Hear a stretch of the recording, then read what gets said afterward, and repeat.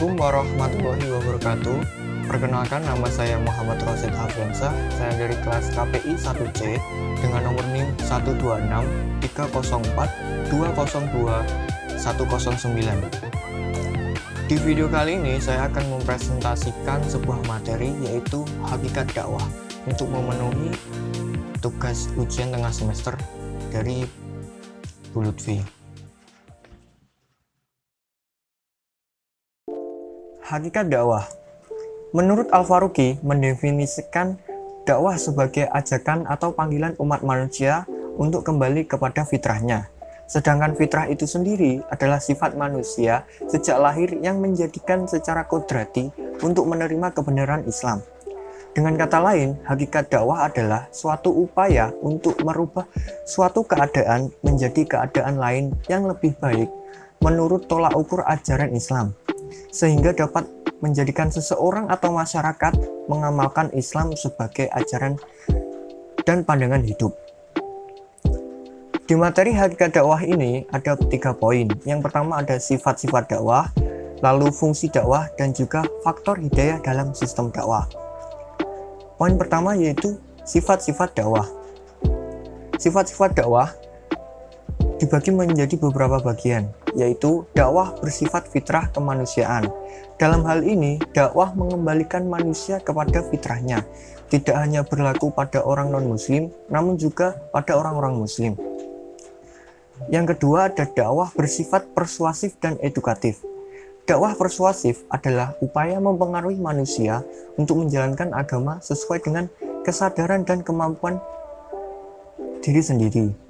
Lalu dakwah edukatif, yaitu mendidik manusia ke jalan yang benar tanpa paksaan. Selanjutnya ada dakwah bersifat kasih sayang. Dakwah memiliki sifat sabar dan lembut. Dalam penyampaiannya, dakwah menggunakan bahasa yang halus.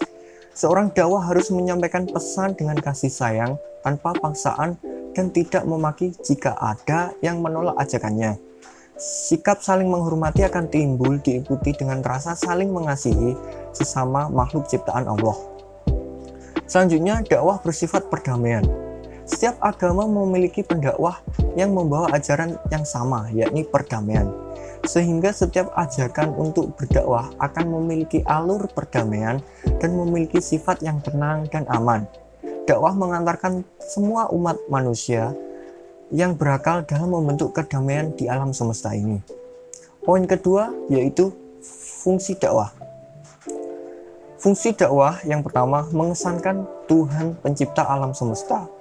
Fungsi utama dakwah Islam adalah memberikan penjelasan dan pemahaman kepada umat Islam agar menyembah Allah Subhanahu wa Ta'ala.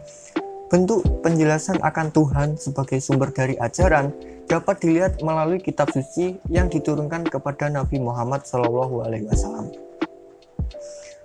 Kedua, mengubah perilaku manusia.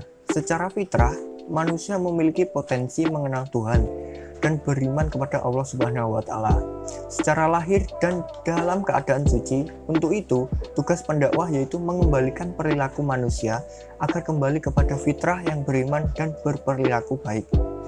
Poin selanjutnya ada membangun peradaban manusia sesuai ajaran Islam.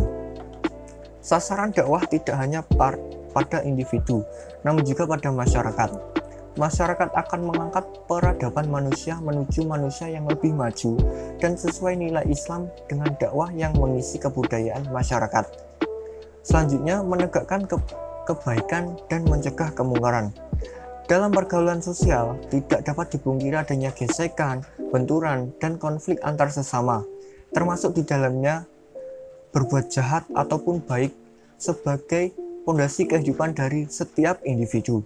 Untuk itu, perlu ditegakkan proses untuk mengajak kebaikan dan mencegah kemungkaran.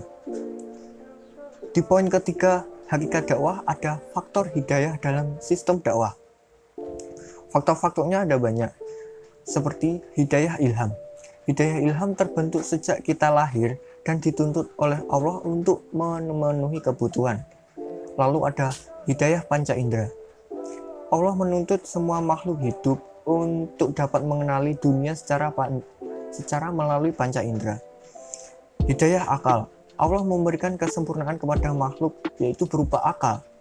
Selanjutnya, hidayah agama syariah. Akal terbatas dalam berpikir makna hidup.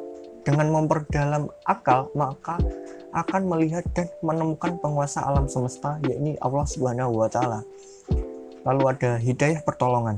Hidayah adalah hak mutlak Allah Subhanahu wa Ta'ala. Banyak yang mengetahui kewajiban sholat dan tata caranya, namun tidak semua mendapat pertolongan dari Allah. Demikian tadi presentasi dari materi Hakikat Dakwah. Saya Muhammad Rosid Alfiansyah, kurang lebihnya mohon maaf.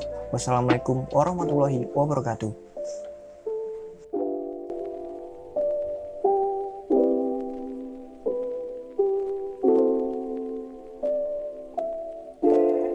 So